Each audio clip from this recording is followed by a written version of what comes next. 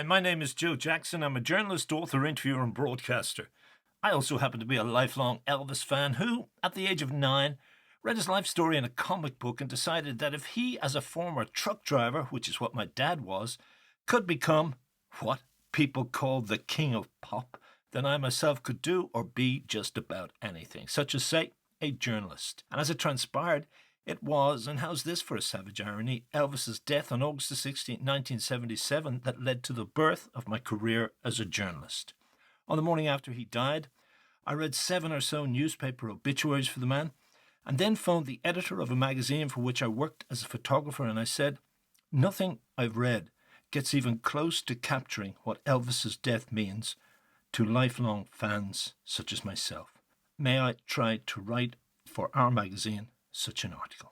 I did, and in fact I wrote 2 other articles on the same subject for the same issue of that magazine, and suddenly, at least in Ireland, I was what someone called an overnight success. Tellingly, the most successful of those articles was one in which I wrote about growing up as an Elvis fan. I then decided to write a book on that subject, but it's never been finished. Partly because I set out to track down not only world-famous musicians such as Bono and Nick Cave and Dory Previn to talk about the influence Elvis had on their lives and art. I also wanted to talk with people who actually knew the man, and I did, be it Sam Phillips, Gordon Stoker, June Monico, whoever. If you're an Elvis fan, you'll know how much of a joy that must have been to me, and would be perhaps to you. Likewise, circa 1996, when after interviewing Elvis's lifelong buddy, Memphis DJ George Klein, for the first time in '89, briefly, for a radio documentary, the man invited me to go for dinner with him in a Memphis restaurant, where we could have a real in-depth chat about the king. It lasted 2.5 hours. And the part I want to upload in this podcast is the point at which we talked about what I still believe are the greatest recordings ever made by Elvis Presley. Those recorded in Memphis in early 1969, including In the Ghetto, Gentle on My Mind, and Suspicious Minds. By the way, if you want to gain access to the full tapes for personal or professional use, for example in a documentary, contact me via my website, joejacksoninterviewer.com. Right, so you don't see a deterioration in the music. You know, Well, no, I just see a guy showing that he could sing. He was more versatile than people gave him credit for. Right. He wanted to show that he could sing. Because actually, after he proved that, he came back to Memphis in '69 in that session with Chips Moman, where he sang Dirty Dirty Feeling and Stranger Moan, all those great blues sounds. And he showed that he could really sing. Anyway, Baby, baby, what's that Jimmy Reed song? You got Miss Finn. Yeah, Baby, what do you want me to do? Yeah. And he did that Stranger in My Own Hometown. Stranger in My Hometown. Plus he did another one, that old Chuck Willis thing. We did Feel So Bad. We did that back in the early 60s. Yeah, but I mean, great. Yeah, right. But then, see, when he came with Chips, he did all those great songs like Suspicious Minds, Kentucky Rain, In the Ghetto, Don't Cry Daddy. But then he also showed, because he had that band there that he knew could back him up, they did that 4 or 5 of those blues songs. What I just said, Stranger in My Hometown, When It Rains It Pours. Cherry Butler's Only the Strong Survive. Yeah, I was there with I'll Hold You in My Heart. I tell you what, Only the Strong Survive to be a hit again. Chips Moman says, give him that song, we can go back in the studio and put a new track on it and do some tweaking up. He says he could make that a top 10 record. You were there, you were part instrumental in setting up the Memphis sessions, weren't you? Yeah. Why? How come? What did Elvis want to record in Memphis, No. or was it just that Chips No. that had all those big hits with Memphis artists? It's a long story, Joe. Right, okay. I'll make it short. We are at Graceland, 1969. Elvis is real hot again with the '68 special in Vegas. And Felton is there, and they're talking about recording in Los Angeles. I'm going to give you a short version, because someday if I write a book, it's a whole chapter. Because Marty Lacker tries to take credit for it, and I was the one that did it. Right. And what happened was, Felton, we're at the dinner table, and we're finishing up dinner, and the music publishers are there, Freddie Beanstalk and Felton and everybody. And Elvis, we're supposed to do a session in L.A., but we can't get Hal Blaine. I'll never forget that drummer. We can't get Hal. He's playing with so-and-so, and I think James maybe, Burton maybe was so-and-so. And then I spoke up and I said, Elvis, can I say something? He said, what? And I said, and I'm not going to go the whole speech because I made a long speech. And the gist of it was, you're the greatest, Elvis. This is ridiculous. 10 miles from your house was the hottest studio in Memphis, and on top of that, you're the greatest singer in the world, and you're getting B-side material. And he said, what do you mean? And I said, well, you don't know it, Elvis, but the songs are coming to the publisher, and the publisher's saying, give us half before they give it to you. So consequently, these great songwriters say, no, I don't have to give Elvis half anymore. I give it to somebody else. I'll record it myself. Right. And Elvis blew up at that. He said, I don't care where the songs come from. He said, I want to be to decide the one who gets half of what. He said, let me decide if I want to record a song first. He said, if we get half of it, fine. If we don't, forget it. And he said, on second, George is right. Hot studio in Memphis, hell, let's cut here. And that's Right. and right after that, Felton came over and hugged me. Oh, bless your heart. I was in the middle, George. I was working for Colonel and Elvis and RC. I couldn't say anything. I'm glad you said it. Right. That was like on a Friday. He was recording at American on that Monday night. Really? And then he went in and cut all Had those he songs. not realised that's what had been happening throughout the 60s on a lot of those deals? That he was getting songs that were part of He the didn't package? know that he wasn't getting the material. Right. He couldn't understand why he wasn't getting good songs. Right. What it was, say Mac Davis, Neil Yeah. Diamond. I brought Yeah. in The Grass Don't Pay No Mind from Neil Oh, Diamond. right. I presented that to Elvis. Yeah. And Felton brought in the Mac Davis songs, and Right. Lamar Fike brought in Kentucky Rain. Right. This is avoiding the system that was in place. In other words, here was the deal. This is Colonel Parker right here. This is Elvis. This is Colonel Parker. This is the publisher. This is Freddie Beanstalk, Hill and Right. Range Music. Right. Colonel Parker, and this is Elvis. Right. I'm a little songwriter. I come up there and I approach them. You had to go through them to get to Elvis. I got these songs for Elvis. Yeah, well, what you got? Well, I got Sweet Caroline. I got Holly Holy. Well, they're not bad songs. You're a good songwriter, Neil. But we got to have 50% of the writers and 50% of the publisher. Neil Diamond says, forget it. He goes over here and he records it himself, or he gives it to somebody else where he gets all the writers and all the publishing. Sure. So consequently, the songwriters who weren't that great were bringing inferior songs to Beanstalk. Beanstalk was getting half the publishing part of the writing or whatever. Then finally the song he would go to the Colonel and say, okay, we got these fellas, we got business deals on. And finally the songs would get to Elvis. And Elvis couldn't understand why he was getting bad Right. material. And I told him. Everybody was scared to tell him.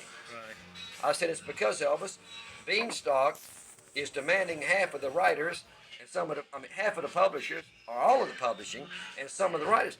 And in this day and time, Elvis, bless your heart, your head been on the charts.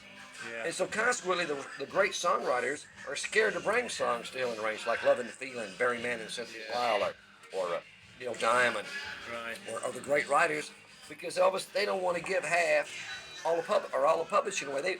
These guys may have been working 6 months on one song. I know. Yeah. You know, Yeah. like Mark Yeah. James, he would work, and I've read where other writers, you've heard of writers writing a song in 20 or 30 minutes, but some writers work 6 months on a song, Yeah. months Yeah. and months, and they put their Yeah. blood, sweat, and tears Yeah. into it. Yeah. And they don't want to give half of it away, man.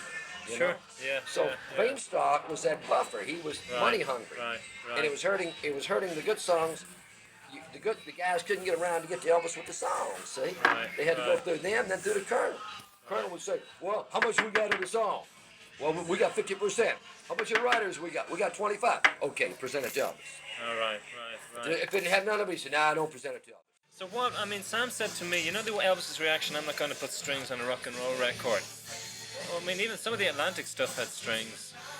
Was there any way? Sam said that to him, strings were Tin Pan Alley and the North, New York music, and he said he'd say to Elvis, you know, this is the South. It's blues rooted. It's folk music. We play guitars. We don't use drums. Stick with what you know. Maybe that's where Elvis got that, because I remember I'd mentioned to him about the Conway Twitty strings and Yeah. all. Yeah. He said he wasn't going to put strings, so he never told me that, but maybe that's where he got it right, from Sam. right. But he did like Sinatra and that kind of stuff, or did he? Well, Sinatra was okay, but he wasn't a big Sinatra Was he fan. not? Because there are these stories of him in New York when he was in the army in '59 playing Willow Weep for Me at a piano, and saying he'd like to do those kind of Sinatra ballads, which he then did do moodier ballads when he came out of the army. But he wasn't a big Sinatra fan. No, he was more of a, black blues. I mean, he was more of a Roy Hamilton, Jackie Wilson, Tony Williams and the Platters type fan. Jake Really- Hess, the kind of Jake Hess, Clyde McFadder, right. They stayed his Yeah. music. He still He turned. liked Dean Martin Right, and Perry Como. right, I mean, he knew that they were good singers, obviously, right. but he was more influenced by Dean Martin than anybody in that Yeah, situation. in the ballad side. If you listen to a lot of ballads, you can hear Dean Martin. Well, Dino had done a version of It's Now or Never called There's No Tomorrow on an Italian album Had in he? '58. My dad had that. I didn't know that. Yeah, so I mean, there was that bass.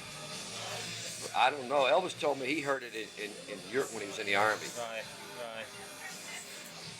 What? Scout, that was my baby. Okay, tell me a wee bit more about the music. I mean, what you were you influencing him any to listen to stuff you'd be playing? I mean, because you were maybe more in touch with what was going down musically than Well, he would have been. From the 60s into the 70s. well, you see, what I did when he was in the Army from 58 to 60, he asked me to do him a favor.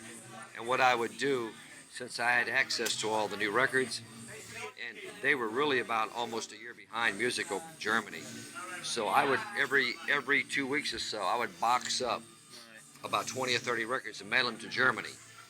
And then he kept up with what was happening, music-wise. But then when he came home, He did it himself. he did it himself. He was pretty sharp. He knew what was happening music-wise. Yeah. He just didn't like the psychedelic stuff, the screaming guitars. And Do you think that a lot of people think that the Memphis sessions and that were really musically the peak, one of the peaks of his career? oh, undoubtedly. Better than Sun. Oh, yes. If you listen to what do you 30-something songs with Chips, 34, 35, 33. If you listen to those songs, artistically, singing-wise, production-wise, musician-wise, they're awesome. In the chorus, I never will forget, they said, "Can we ask you a question?" And I said, "Yeah." They said, "Were you there when Elvis did all those Chips Moment sessions in America?" And I said, "Yeah, I was responsible for a lot of it." They said, "Man, we've been listening to Elvis records for 20 years, since 1956. Is that when RC bought his country? 55, 56. So this would have been, Elvis passed away in 77. So this would have been 20-something years later. And they said, of all the songs we've listened to, from Hound Dog to Heartbreak Hotel, the Chips Moment sessions were so well produced, so well sung by Elvis, so well mixed, so well performed, that it just jumps out of the speaker when you play, Moving On. Yeah, it just jumps out of the speaker, and it sounds so fresh. And I said, well, part of that is because Elvis was ready to sing on those. He was ready to go in and cut. Part of that is you have some extremely talented musicians. Part of that is you have a great, great producer who does not follow any trends. He was like Sam. Chips would not follow a trend. Chips Moment always said, are we recording? That I may not always cut a hit record, but every record I cut is good. What he meant was, my records are going to have to stand up after I'm gone. So I don't want to put out a piece of schlock. I'd rather not release it than release a record that's not ready to be released. So I'm going to work real hard, and I'm going to produce the record really well, and I'm going to spend hours and hours in the studio mixing it down until it's exactly right. Then I'm going to listen to it before I release it, because once it's out, I can't change it. So I may not put a hit record out every time, but what I put out is going to be good records. And if you go back and you listen to such things as Holly Holy, and Sweet Caroline, Dusty Springfield in Memphis. Son of a Preacher Man, and Wilson Pickett's Funky Broadway, and some of that stuff that he did, Box Tops, The Letter, and B.J. Thomas, Hooked on a Feeling, and all that stuff. You can just hear that it's well produced. And so, consequently, I think that had a lot to do with the fact that the Chips Moment sessions, all those songs, with the exception of a few, are really sound good today. But is that the first time Elvis had, because Sam Phillips told me that he said to Elvis when Elvis was having trouble with Steve Shows at the outset, produce your own stuff. You know what you want. You've learned from the master, do it yourself. Isn't Chips Moment one of the first people that Elvis handed it over to? And he said, okay, I'll sing, you produce. Yeah, because by that time, Elvis had the smarts, had the sense to recognize a good producer. In other words, here's a guy. Look at his track record, what he's done. He wrote This Time for Troy Shondell. He produced The Righteous Brothers, Dionne Warwick, Dusty Springfield, the Box Tops, all these great acts. So Elvis knew this guy had his act together. And also, he was a Memphis guy. All right, Chip's Moment. He was a Memphis guy. And all the musicians were Memphis guys. So Elvis didn't feel boxed in by that Nashville click sound. Or the Hollywood set. Or the Hollywood or the Nashville. He was back home. Right. And he felt relaxed. Did he? Was he as aware of that fact that he was back in Memphis recording? Sure. See, because he didn't like to record in Nashville. It was just convenient, and RCA had a studio there. Right. He didn't like to record in New York, but it was convenient, and RCA had a studio there. And Hollywood, he kind of sort of liked it because he did it at Radio Recorders. He didn't do it at a big RCA studio. And that guy Thorny, the engineer, was pretty good. Right. And they left people like Chet Atkins and that behind the scenes didn't really like him from the beginning. Well, okay, I don't know how to say that. But see, Elvis told me that Sam Phillips gave him the greatest advice he ever got in his career. And I said, what was that, Elvis? And he said, Elvis, don't let him change you. When you go to Nashville to record at RCA, you do just what you said a while ago. You learn the Memphis sound. You stay Elvis Presley. Don't try to sound like a Nashville singer. All right. So the very first session, when they went up to do Heartbreak Hotel, and I was the one. I was the one. I think my baby left me. Hey. Elvis said that it was just him and Scotty and Bill. Nashville didn't know what to expect. And Chet Atkins was overseeing the session. Yeah. And Chet Atkins walked over, supposedly. I like Chet Atkins. Right. He's been very nice to me, so I don't want to say anything bad about Chet Atkins. Right. But what happened was Chet Atkins didn't know what Elvis was about either. Right. So Scotty is there doing his little thing with his guitar. And here he is in awe of Chet Atkins, because Chet Atkins is Mr. Guitar. So Chet Atkins walks over and makes a suggestion to Scotty. Well, Elvis had remembered what Sam had told him. So in a very nice, courteous way, he said, Mr. Atkins, we have our own sound. We appreciate any input, but we really have our own little sound. And that kind of created a little bit of friction there. Sure. But it over the years, it was overcome. But Elvis did that, and it was hard for him to do that. But he had to do that to protect his own sound. Right. Because RCA didn't know how to do the slapback echo. Right. They put a speaker at one end of the hall, I think a microphone at the other end of the hall, tried to create that echo sound. And they didn't understand that Elvis could sound like 6 musicians with just 3. Yeah. You know, his little old band sounded like he made a lot of music for 3 guys. Sure. For 2 guys, he made a lot of music on those first Sun records. Right. And then later on, they tried to create that Sun sound. Yeah. They never really captured it.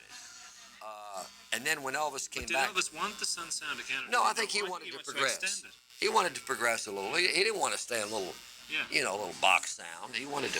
But what about the suggestion that he had wanted to do more ballads at Son and Sam, and he just didn't see eye to eye on that, or even release more ballads? Because, I mean, the second cut he did at RCA was I Was the One, a wonderful doo-wop kind of doo-wops. Classic. I don't know about that. I honestly don't know. I know that... I think it was DJ Fontana said that may have been part of the agenda, but the other thing was that all the songs started flooding into him. Yeah. He could pick New York doo-wop, he could pick Southern rock, he could pick whatever he wanted. But he shaped the sound himself. Yeah, I think so. And the irony was he also changed the sound of Nashville in the process. Yeah. He killed country music for about 2 years. So, yeah. Didn't he set up the CMA to kind of fight against the influence he was having? How did he feel about that? Well, it hurt his feelings because he had admired a lot of those country singers, and he'd been on the road with a lot of them in the early days, like Farron Young and Hank Snow and those guys, and so he didn't know why they didn't like him. He wasn't trying to hurt anybody. He was just doing his own thing. Right. And so when that came about, I think it left a sour taste in his mouth about Nashville. Right. Well, the Jordanaires told me that they were taken to one side after recording. Yeah. And it wasn't the Jordanaires who recorded Heartbreak Hotel. It was Gordon plus a few other and the three Spear, singers. Yeah. Doc Spear. But when the Jordanaires started singing with him, that somebody in the CMA or somebody said, this isn't going to do your reputation any good here in Nashville to be singing that rock and roll stuff. Is that right? I didn't know that. So, I mean, you can see that was the reactions that were against him then. Yeah, I didn't know that, but I knew that he wasn't extremely fond of Nashville, and I think a lot of it stemmed from being kicked off the Grand Ole Opry, and the fact of what you just said about they were kind of they had this thing against Elvis because he had killed country music. Right. So They were scared. Bring him in, soften the sound, and make him more like them. Yeah, they tried to put him in a Nashville box, but he never would get into it. Right. He would always do his own thing. Well, didn't he do Elvis's Back in Nashville, and even that was Dirty Down Home, Sun Blues, Reconsider Baby. He did it, see, because RC Studio was close to Memphis. Right. And he didn't have to go all the way to Hollywood or stop in New York. He wanted to come home. Right. And then Nashville is only 198 miles, so. Right. Tell me about the Memphis session when you brought to him something like the classic and the Grass Don't Pay No Mind. Did you you got that from Neil Diamond, I assume, or from his publishers? I got it from Neil himself. Neil Diamond, and he wanted to get a song to Elvis. Neil Diamond told me when he came to Memphis to record with Chips Moman. He came by and did my TV show. I had a local TV show like American Bandstand for 12 years. And Neil and I became friends. He was Jewish, I was Jewish. I don't know if it had anything to do with it, but he knew that I was acceptable because I was at the sessions when he was recording. So I got him and his manager, who is now a big guy, I think, with Capitol Records. I forget who his name is.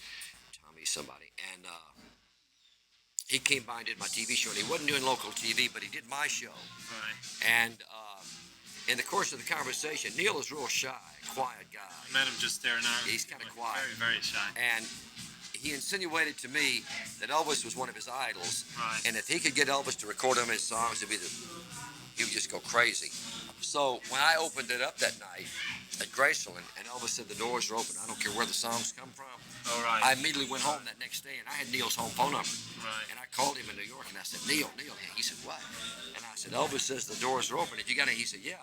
And the very next day in the mail, they didn't have FedEx, and I think it was UPS or something, right. came, and the Grass Don't Pay No Mind. And I put it on the turntable at home and listened to it. His own version of it. Him singing it. Neil was singing the demo. Yeah. It was just a demo. Right. And I listened to it. It was a deep song. I had to listen to it about 5 times before I finally got the meaning. Yeah. And then I took it out to Elvis. And Elvis listened to it a couple of times. He said, what's he talking about? And I explained the song to him. And he said, oh, that's a good song. How did you read it, though? What was your reading of the lyric that it was about? Well, I'd have to go back. It's been so many years now. Right, you'd have to go back to the lyric. In other words, the grass don't pay no mind. The world doesn't pay no mind. Do your own thing. Let's love each other. And not it's a very sensual song. Yeah, it's one right. of the most sensual songs Elvis ever did. And I'll never will forget, once I explained it to Elvis, I played it for him in his office upstairs at Graceland. He said, yeah, that's a great one. He said, play it for Chips and see what he thinks. So I never will forget, I went over the session, and Chips and the guys were playing cards. They were waiting for Elvis to come in. And they had a card game going on. And I said, Chips, I just got a song from Neil Diamond for Elvis. He said, put it on. That little record player. And I put it on, and it was a third of the way through. And Elvis and Chips said, that's a smash. he was playing cards, and he said, that's a smash. And they cut it that night. Yeah, were you there at the session? Yeah. Elvis did sing it very, very sexily, and the whole arrangement with the voices imitated kind of sex and imitated lovemaking. It was beautifully kind of arranged. Yeah, it's one of those forgotten gems. If you go back and pull it out and listen to it, there's a lot. I'm finding a lot of that. Right. That thing called "It's Midnight," which is a beautiful wonderful song. Yeah. A lot of people are starting to discover those songs. Right. From '69 onwards. Yeah. Right. A song now that fits perfect is "For the Heart," because those country people can dance to it now. All right. Hi, Joe Jackson here again. I thank you for listening to this edition of the Joe Jackson Interviews podcast. And don't forget, if you want to access the full tapes of this chat for personal or professional use, contact me via my website, joejacksoninterviewer.com.